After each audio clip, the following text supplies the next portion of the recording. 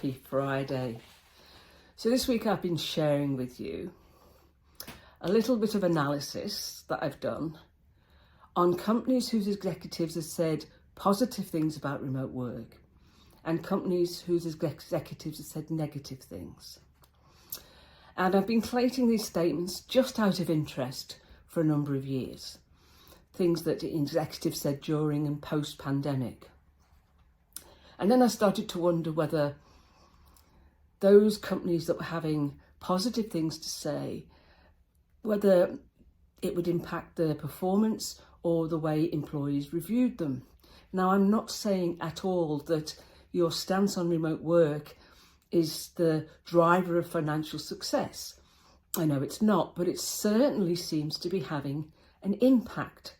So of all the statements that I collected, I grouped 9 positives and 9 negatives, which you can see on the chart up there. I shared this yesterday.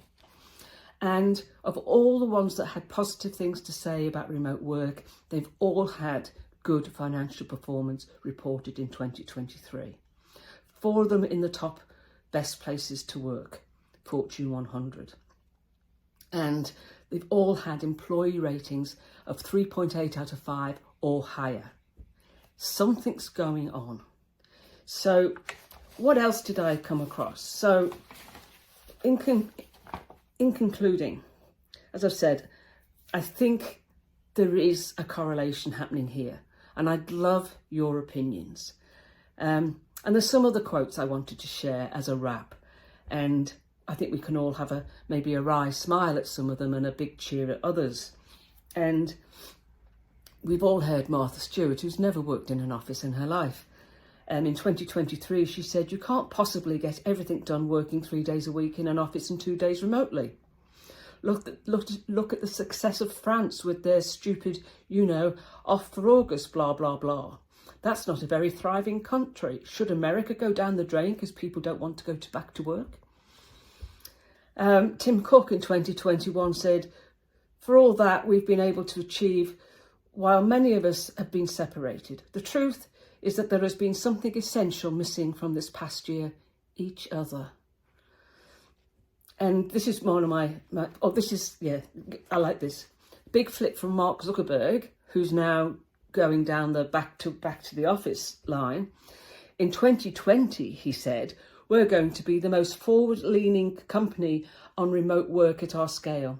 I think that it's possible that over the next 5 to 10 years, maybe closer to 10 than 5, but somewhere in that range, I think we could get to about half of the company working remotely permanently." There's a turnaround. And this is my favourite, Annie Dean of Atlassian. "Hybrid is an illusion of choice. The office is never going to be a solution to existing problems of productivity, innovation or creativity. They are all how to work problems, not where to work problems. New ways of working will. This is a watershed moment of innovation of how work gets done, but we're still talking about the water cooler." And if you keep looking at this chart, employee attrition, Netflix 14.2 compared to Warner Brothers 6.2, Goldman Sachs employee attrition 15.2 compared to HSBC 5.1, and SpaceX 21.2% employee attrition compared to Boeing 6.2. There's certainly something going on. Talk to you next week. Bye.